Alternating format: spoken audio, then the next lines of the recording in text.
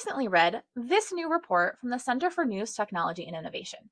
They interviewed 26 indie info providers to learn more about how people are getting news and information outside of traditional legacy media. I was particularly interested in their findings on credibility because I think it highlights why the creator movement matters so much right now and why it can be used in both good and bad ways.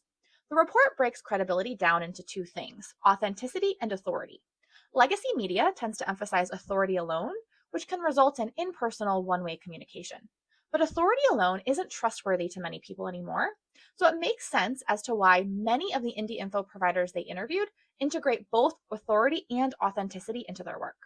Some former journalists demonstrate authority by sourcing and citing their reporting, leaning on prior journalism experience, or doing a combination of both. Many science communicators do the same thing.